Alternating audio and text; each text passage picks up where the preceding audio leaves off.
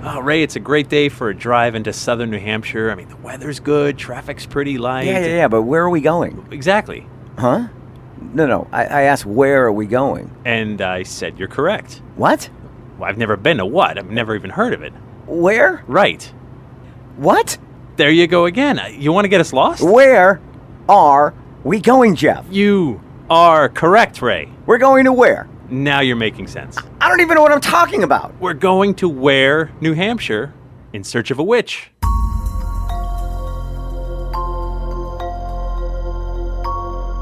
Hi, I'm Jeff Belanger, and welcome to episode 105 of the New England Legends podcast. If you give us about 10 minutes, we'll give you something strange to talk about today. And I'm Ray Auger. Thank you for joining us on our mission to chronicle every legend in New England, one week and one story at a time. We'd like to thank our Patreon patrons for making all this possible.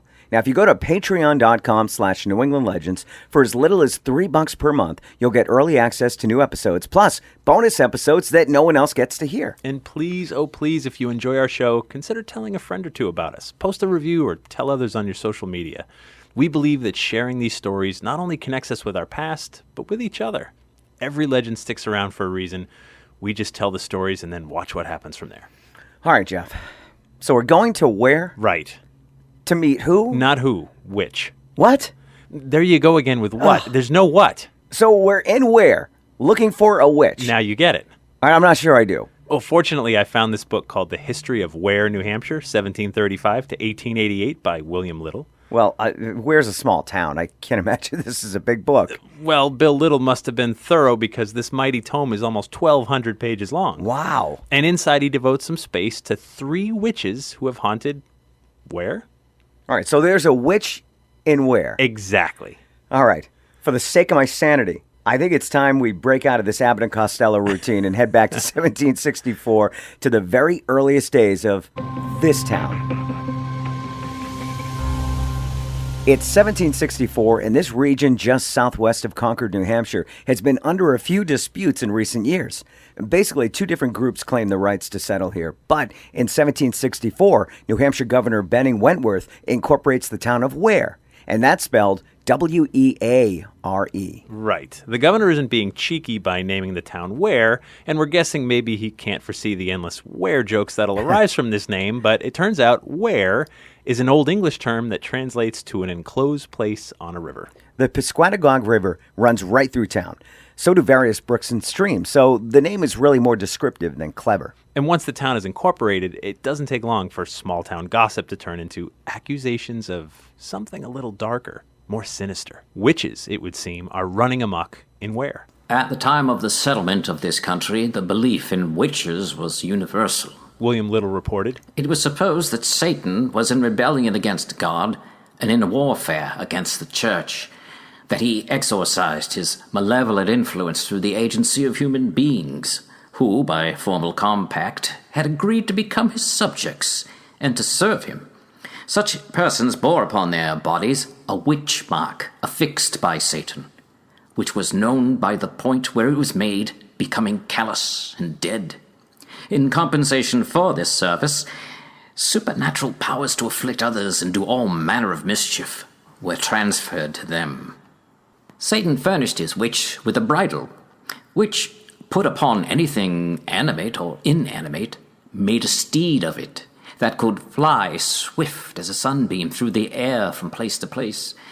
Witches could ride in at a keyhole, mount up in the ether, run on the steepest roof, walk head down like a fly on the ceiling, be in 2 places at once, the real body at home, the apparition abroad, could take the form of an animal, generally that of a black cat, and had a Pandora's box from which could be let out all the ills that flesh is heir to. All right, well, that's pretty descriptive. It sounds like witches can do almost anything. Very true. Now from here, we're going to meet our first witch, Mrs. William Dustin. There's even a little poem written about her. She roamed the country far and near, bewitched the children and the peasants, dried up the cows and lamed the deer, and sucked the eggs and killed the pheasants. Mrs. Dustin is bewitching a young lad named Reuben Favor, who lives on Barnard Hill. He's very sick. His family suspects Mrs. Dustin is using her powers to hurt him. To break the spell, they boil some of Reuben's urine, then they speak Mrs. Dustin's name. The spell is instantly broken, and Reuben gets better. Now, Reuben's father, not wanting to take any chances, he gathers up an axe and some friends, and he storms over to Mrs. Dustin's house to inform her that if she hexes his boy again, he'll kill her. Now, Mrs. Dustin, fearing for her life, says, well, if she had anything to do with the boy's illness, she'll stop at once. Another tale Mrs. Dustin's witchery involves placing the bridle Satan gave her upon her horse and traveling 140 miles to Whitefield to see her daughter in only 6 hours. Now, we have to remember that the fittest mounted horses might be able to go upwards of 60 miles in a single day. The average horse and rider covers only 30 miles in a single day, so covering 140 miles in 6 hours can be nothing short of witchcraft. It's a feat truly impossible on a single horse. Mrs. Dustin also bewitches local animals, and the only way to break the spell is to cut off the animal's ear or tail and throw it into a fire. Yeah. Only then would the animal get better, and after the spell is broken, Mrs. Dustin would suffer pain wherever the animal was harmed. Another neighbor's butter just wouldn't churn, and they claimed Mrs. Dustin placed a hex on them. So to break the spell, they placed a hot flat iron into the churn, and the iron caused Mrs. Dustin great pain, but it also broke the spell. And if one powerful witch isn't enough for a small town, Weare has more. Near the center of town lives Mother Carr, a witch considered almost as powerful as Mrs. Dustin. Now, Mother Carr never got along with her neighbors, Lydia and Dolly Green. The Green sisters have this favorite cow, so Mother Carr bewitches the bovine. The cow won't eat, and when it's forced to, it throws up any food that was swallowed. The spell is never broken, and soon the cow withers away and dies. Bewitching and killing a cow is one thing. Killing a person is quite another. Yeah. After the Green's cow died, suddenly Lydia takes ill with the same sickness. Lydia walks around mumbling incoherently.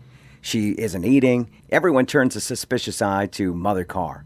Maybe Mother Carr suspected this could be trouble for her, because the next thing that happens will shock the town. For no clear reason, Lydia Green stumbles headfirst into a well where she sinks to the bottom. Whoa. Neighbors quickly lower the rope and bring up Lydia uninjured, and the spell is now broken. The family figures this was Mother Carr's last move. We still have one more witch of Weare to meet, and this witch's name is Sarah Dolby. She once lived with Ezekiel Kimball east of Mount William. You remember him. Yeah, sure. Unlike Ware's other witches, Sarah Dolby enjoys her dark reputation. Remember Satan's bridle that we learned about a little earlier? Any animate object the witch places her bridle on becomes her steed. Exactly. Now, this account of Sarah Dolby's witchcraft is taken right from the reporting of William Little. Uncle Tristram Johnson used to say that Sarah Dolby would come to his house in the night, clap her witch bridle on him, change him into a horse, and ride him for long hours. In the morning he would be so tired that he could hardly rise.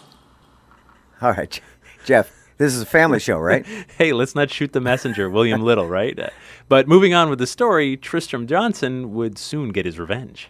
Sarah went to Mr. Johnson's house one very cold day and sat down close to the fire in the large old-fashioned fireplace to warm herself. Johnson, seeing, as he thought, an opportunity to return good for evil, stepped along and put a needle in the back of her chair, thereby pinning her to the spot. Now, we've learned before that a witch is powerless against a needle. Then he piled on the wood, making a huge blaze, and when the witch, roasting, sweating, and writhing in agony, vainly attempted to get away, he would soothingly say, sit still, Aunt Sarah, and warm yourself as long as you wish." When he thought she could endure it no longer, he slyly took out the needle. She at once rose, said she must be going, and vanished. But she never rode Tristram Johnson again. After this event, Sarah Dolby moved to Rockland Village and took up a room in a shed. When she died, she was buried in the northwest corner of Center Square Cemetery. Over time, her grave sunk, revealing a rectangular depression in the ground. To those who walked by, this was proof that she was indeed a witch. And that brings us back to today. All right, Jeff, that's a lot of witches for the small town of Weare. It is, and one witch story is memorable enough, but to have three, that makes me think, something was afoot in those early days of Weare. Well, it sounds to me like Mrs. Dustin really wasn't a witch. She got blamed for bad things that happened to the family. Yeah, and she could be a scapegoat there for sure. And Mother Carr? I don't know. Some of the things sound pretty sinister. I mean, pushing someone down a well? Or using a spell to push someone down a well. Right. But as we've learned in other episodes, if a woman didn't have a husband or children to care for her, she became a ward of the town. Right, yeah. And people often didn't like caring for these women. If they had a witchy reputation, they could use that to their advantage to get extra firewood, food, or whatever else they need. Exactly. I'm still shocked that there are 3 stories of witchcraft coming out of this small town. I get it. It makes it tough to figure out which witch is which and where.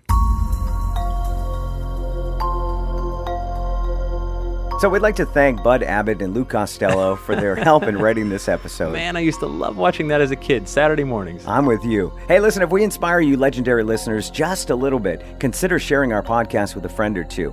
You can also visit our website at ournewenglandlegends.com and hear all of our past episodes, plus see video clips from the New England Legends television series and see upcoming dates for Jeff's ongoing story tour. We'd like to thank Michael Legge and Lorna Nagara for lending their voice acting talents this week, and of course our theme music is by John Judd. Until next time, remember, the bizarre is closer than you think.